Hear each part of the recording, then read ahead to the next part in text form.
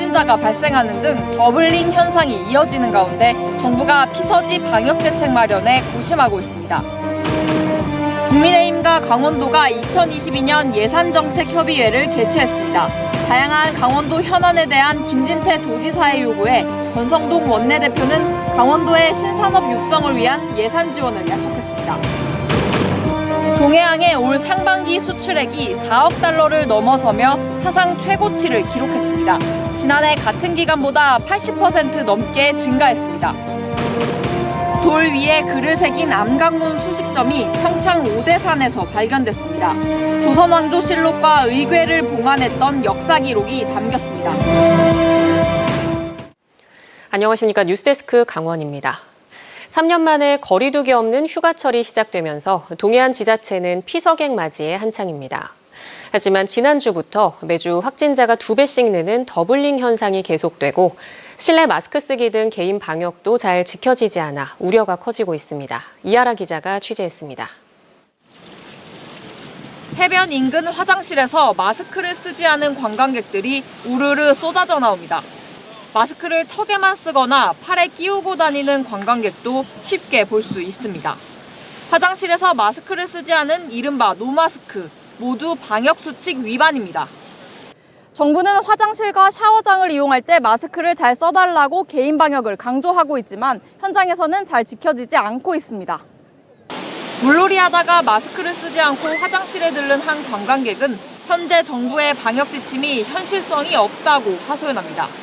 물품 보관함이나 자동차에 소지품을 두고 바다에 들어가 해수욕을 즐기는데 중간중간 화장실에 갈 때만 마스크를 쓰라는 지침을 과연 몇 명이나 지킬 수 있냐는 겁니다. 사실 물놀이 하고 나면 다 젖어 있는 상태인데 그 상태에서 화장실에서 또 쓰고 그리고 나오면 또 벗으라는 게 조금 아이러니하긴 한 것 같아요. 18일 기준 도내 확진자 수는 2,009명.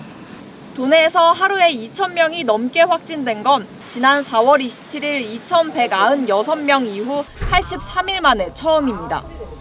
3년 만에 거리두기 없이 해수욕장이 문을 열면서 매출 회복을 기대했던 상인들은 걱정이 큽니다. 작년에 비해서 한 매출은 2배 정도 늘었고요. 근데 지금 갑자기 오늘 확진자가 많이 나와서 정부에서 거리두기를 이제 강화하거나 이러면은 저희 너무 많이 힘들어질 것 같아요. 지난 11일 휴가철 방역 대책을 발표하면서 기침 예절과 손 씻기 등을 당부했던 정부는 가파른 확산세에 해수욕장 인근에 임시 검사소를 만드는 등 추가 대책 마련에 나섰습니다. 지자체와 좀 논의를 하면서 임시선별검사소를 늘리려고 하고 있습니다. 지자체의 인력이 이제 투입되어야 하는 문제이기 때문에 정부 차원에서 지원할 수 있는 방안에 대해서는 또 관계부처와 협의 중에 있습니다.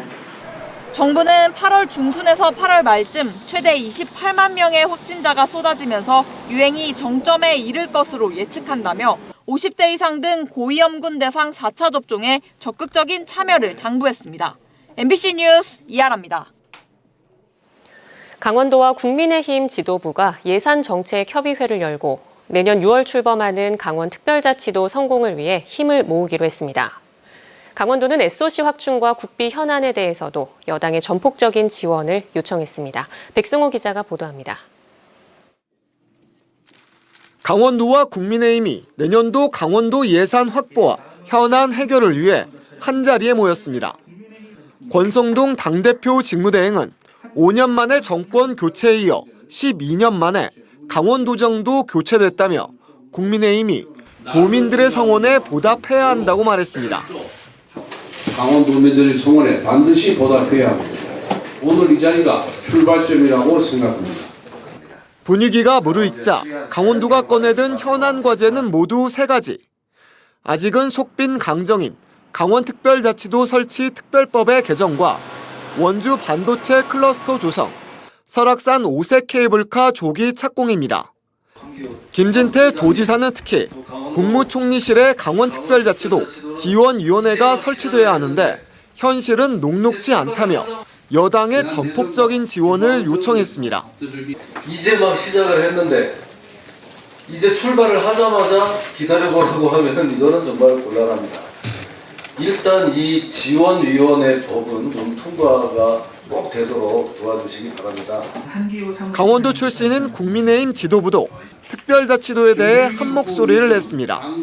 내년 6월 특별자치도의 성공적 출범을 위해서는 행정재정특례 및 권한특례 조항을 반영하는 후속 입법이 필요합니다. 진정한 강원특별자치도가 만들어져야 하며 이를 위해서 당정은 한치의 오차와 지체도 없어야 할 것입니다. 강원도는 SOC 확충도 요청했습니다. GTX-B 춘천 연장과 홍천용문 광역철도 조기 착공, 제2경충북도 조기 착공 등 모두 9가지 사업입니다. 가장 무게감 있는 예산 정책 협의회가 지금 열리고 있지 않나 생각을 합니다. 정책적, 입법적 지원과 함께 적극적인 예산 검토도 약속하겠습니다. 국회의원 출신 강원도지사와 강원도 출신 여당 지도부가 만난 첫 예산정책협의회는 원팀을 강조하며 1시간 정도 이어졌습니다. 지난 대선과 지선에서 국민의힘은 강원도에 전폭적인 지원을 약속했습니다. 이에 도민들은 표심으로 화답했는데 이제는 그 약속이 결실을 맺을 수 있을지 지켜봐야 할 때입니다. MBC 뉴스 백소입니다. 동해항의 올 상반기 수출액이 4억 달러를 넘어서며 사상 최고치를 기록했습니다.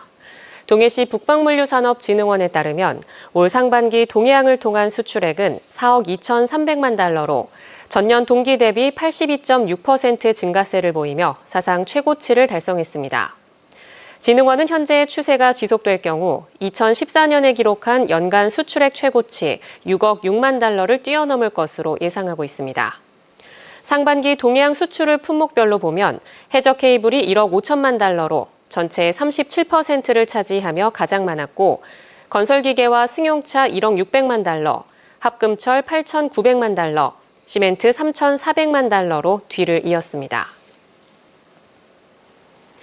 도리에 글을 써 새긴 암각문 수십 점이 평창 오대산 일원에서 발견됐습니다. 단순한 낙서가 아니라 조선왕조실록과 의궤를 봉안했던 오대산 사고에 대한 역사 기록을 담고 있어 사료적 가치가 높다는 평가가 나옵니다. 조성식 기자입니다. 오대산에서도 가장 경치가 뛰어나다는 월정사 금강현. 비가 온 뒤 초록이 더욱 짙어지고 물안개가 고즈넉함을 더합니다. 선조들이 남긴 유람기에도 자주 등장하는 명소입니다. 바로 이곳에서 돌에 새긴 글, 일명 암각문이 무려 70여 점이나 발견됐습니다. 금강현이란 지명을 크게 새겼고 함께한 사람들의 이름과 날짜 등이 곳곳에 적혀 있습니다.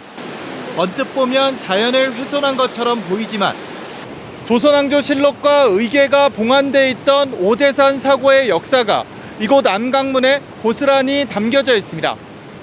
조선시대의 실록을 비롯한 중요 서적을 오대산 사고에 보관했는데 책을 가져온 왕족은 물론 수행원들의 이름까지 암각문에 남아 있습니다. 책을 꺼내 햇볕에 말리는 포세 작업을 하며 20여일 동안 머물렀고 실록 도착을 축하하는 연회가 열렸던 것을 알 수 있는 관기들의 이름도 발견됐습니다. 여기 있는 암각문들은 오대산 관련 실록이라든가 의궤라든가 형지안, 그 다음에 시문록과 같은 기록과 완전히 일치한다는 점에서 사료적 가치가 아주 높죠. 이외에도 시조 태상가를 지은 양사원 선생의 글이 봉평면 팔석정에서 발견된 것을 비롯해 진부면 청심대, 대화면 광천성굴 등에서도 다수의 암각문이 확인됐습니다. 특히 오대산 사고에는 추사 김정희 선생이 다녀갔다는 기록도 있어 그의 필적이 암각문으로 남아있을 것이란 추정도 나옵니다. 발굴된 것만큼의 중요한 기록들이 있을 수가 있거든요. 차후 이런 사업들을 이분들도 전문가들하고 그래서 같이 발굴하고 조사하고 그렇게 가야 되겠다. 평창문화원은 오대산 일원에 대한 추가 발굴 조사와 암각문의 문화재 등록을 동시에 추진할 계획입니다. 조선왕조 실록과 의궤의 제자리 찾기가 100여 년 만에 가시화되고 있는 가운데 오대산 사고와 관련된 역사적 흔적이 대거 발견되면서 그 의미를 더하고 있습니다. MBC 뉴스 조성식입니다. 원주에서 같은 병원에 입원해 있는 장애인을 보험에 가입시킨 뒤 고의 사고를 내고 보험금을 가로채는 사기범을 고발하는 글이 국민신문고에 올라왔습니다. 피해자 지인들이 보다 못해 글을 올린 건데 범인이 다른 병원에서 같은 범행을 저지르고 있다며 신속한 수사를 촉구했습니다. 이병성 기자입니다. 10여 년 전부터 뇌경색으로 투병하고 있는 유모 씨는 지난 2019년 원주의 한 병원에서 함께 입원해 있던 이모 씨를 처음 만났습니다. 유 씨 지인들에 따르면 이 씨는 사실상 의사표현을 못하는 유 씨를 돌봐준다며 전동 휠체어를 사게 한 뒤 운전자 보험 2개를 가입하게 했고 가입 후 약 4개월이 지난 2020년 1월 말 고의로 유 씨에게 상해를 입혀 사고로 위장했습니다. 유 씨의 지인들은 이 씨가 전동 휠체어를 타고 있는 유 씨를 인근의 골목으로 데려가 이와 같이 큰 돌로 발등을 내리 찍었다고 주장하고 있습니다. 사고 당시 119 구급대에는 전동 휠체어를 타고 가다가 턱에 걸려 엎어지면서 부상을 입은 걸로 기록됐습니다.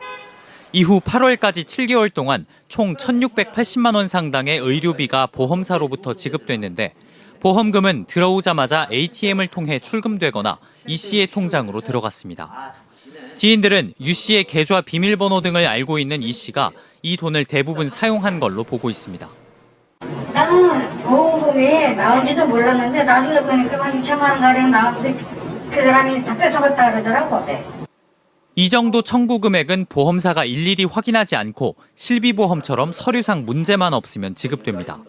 한 손해보험사 관계자는 보험료에는 기본 인건비가 책정돼 있는데 모든 사건에 대해 손해사정인이 사실관계를 조사하면 보험료가 최소 몇 배는 오를 것이라고 설명했습니다.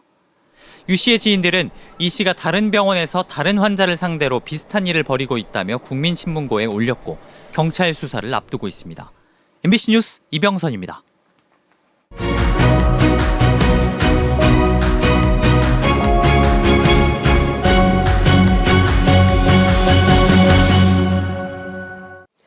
해수욕장에서 물놀이를 하던 20대 남성이 물에 빠져 숨졌습니다. 어제 저녁 7시 반쯤 강릉 사근진 해수욕장에서 4명의 일행과 함께 물놀이를 하던 20대 김모 씨가 물에 빠져 수상구조대원이 구조에 나섰지만 결국 숨졌습니다.